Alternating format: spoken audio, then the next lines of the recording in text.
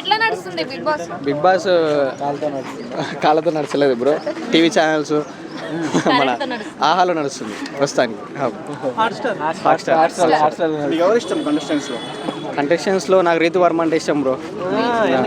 Regular గా overaction చేస్తుంది కానీ అందుకే ఇష్టం. ఓవరాక్షన్ చేస్తుంది కాబట్టి ఇష్టం.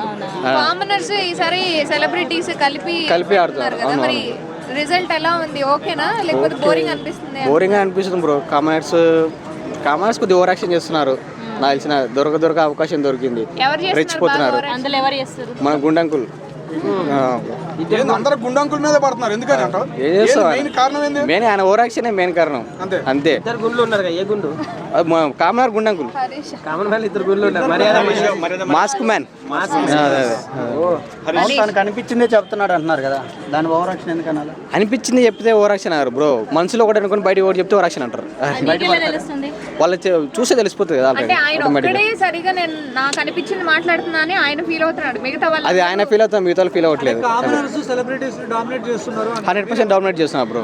అదే వాళ్ళు మాట్లాడి కూడా వీళ్ళతో మాట్లాడడం.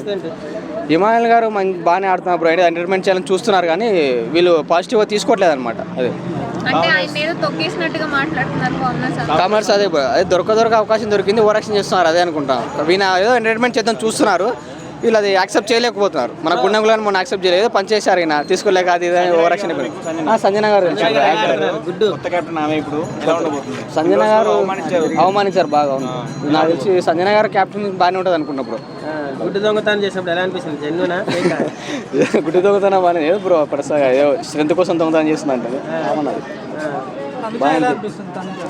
తనూజ గారు ఓకే బ్రో. అంతే. రీతు వర్మ ఏం చెప్తారు? రీతు వర్మ అయితే నాకు ఇష్టం బ్రో. ఇన్స్టాలో ఫాలో అవుతున్నా. గ్లామరస్ అంత లేదు బ్రో.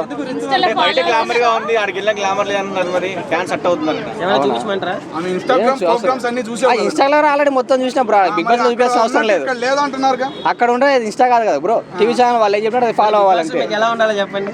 మేము మాకున్నట్టు వాళ్ళు ఉండరు కదా బ్రో. మనసులో బాగుంటుంది. బయటికి చెప్తే బాగుండదు బ్రో, మనసులో ఉంది అనుకుంటాం. సెన్సార్ కట్టేస్తారేమో నాకు తెలిసి. బయటికి చెప్తే బాగుంది. వద్దు లేరు. రీతు వర్మ వినాలని కోరుకుంటారు, ఆయన విన్ అవ్వదు. అంటే టాలెంట్ లేదా తొక్కేస్తారు బ్రో. టాలెంట్ ఉన్న వాళ్ళని అంతే. లాస్ట్ వరకు అయితే ఉండొచ్చు బ్రో. గ్లామర్ కోసం తనుజ గారు అయితే ఉంటారు బ్రో లాస్ట్ వరకు. టాప్ 5 లో అయితే ఉంటారు తనుజ గారు. గ్లామర్ ఉన్న వాళ్ళని ఉంచుతారు, గేమ్ జెన్యూన్ గా వాళ్ళని ఉంచుతారు. నాకు తెలిసి కామనర్స్ అయితే కప్పు కొట్టరు బ్రో 100%. జెన్యూన్ గా బ్రో. ఈవిడ మన మూవీ యాక్టర్ ఆడతారు సంజన గారు. జెన్యూన్ గా ఆడతారు. సుమన్ శెట్టి గారు కానీ జెన్యూన్ గా ఆడుతున్నారు బ్రో.